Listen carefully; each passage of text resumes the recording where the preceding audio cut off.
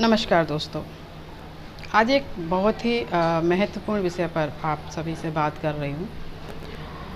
जैसा कि अभी कुछ समय से हमारे देश के अंदर शादी के पश्चात जो आपराधिक घटनाएं घट रही हैं, जैसा कि मुस्कान कांड में हुआ, इसके साथ सोनम, अभी तुरंत ही जो सोनम वाली घटना घटी है, और इस तरीके की और भी कई सारी घटनाएं घट रही हैं जिनको देखते हुए हमें लगता है कि विचार करने की आवश्यकता है। एक बहुत ही गंभीर विषय है और हम सभी को मिलकर किसी न किसी निराकरण पर पहुंचना चाहिए कि इस तरीके की घटनाएं क्यों घट रही हैं और इनको रोकने के लिए हमें क्या क्या प्रयास किए जाने चाहिए। एक समय था कि हमारे देश के अंदर पुरुषों के द्वारा महिलाओं को मार देने जैसी आपराधिक घटनाएं कई सारी निकल कर आती थी, जिसकी वजह से महिलाएं भी शादी करने से डरने लगी थी और शादी करने से पहले हमेशा उनके मन में यह डर रहता था कि पता नहीं हम जिस व्यक्ति से शादी कर रहे हैं वो व्यक्ति कैसा हो और शादी के पश्चात हमारा वैवाहिक जीवन क्या होगा। वही स्थिति आज पुरुषों की भी होती जा रही है। उनको नहीं पता कि शादी के बाद क्या स्थिति बनने वाली है, किस तरीके की घटनाएं घट सकती हैं हमारे साथ। और मुझे लगता है अगर ऐसा ही चलता रहा तो एक समय ऐसा भी आएगा जब शादी जैसी जो प्रथा है वो ख़त्म हो जाएगी।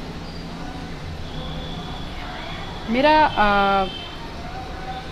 इस वीडियो बनाने के पीछे बस एक ही मकसद था कि आपराधिक घटनाएं जो चाहे लड़कों के द्वारा की जाए चाहे लड़कियों के द्वारा की जाए, जो चीज़ गलत है वो गलत है। हम समानता की बात करते हैं, महिला और पुरुष समानता की। हम ये नहीं कहते कि पुरुष आक्रामक हो या फिर महिला आक्रामक हो, क्योंकि दोनों के सामंजस्य से ही परिवार चलता है और यह सामंजस्य की स्थिति बना के रखनी चाहिए। जितना मैं समझ पा रही हूँ कि कहीं ना कहीं इस तरीके के केसों के पीछे वजह रहती है बिना मर्जी के शादी करना। तो क्या ये सोचने की विचार करने की ज़रूरत नहीं कि जब भी हम विवाह करते हैं तो लड़का और लड़की की सहमति आवश्यक है। उनसे सहमति लें कि जिस व्यक्ति के साथ आपकी शादी हो रही है क्या आप सहमत हैं। कभी भी अपने बच्चों पर दबाव डालकर दबावपूर्ण तरीके से किसी के साथ शादी ना करवाएं। अगर बच्चे मना कर रहे हैं तो ना करें।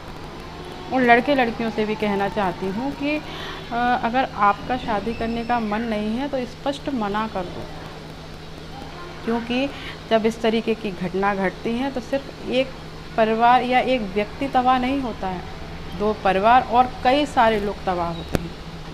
जहाँ लड़के पक्ष का पूरा परिवार तबाह हो जाता है, वहीं लड़की पक्ष का भी सारी जिंदगी स्थिति बहुत ख़राब होती है।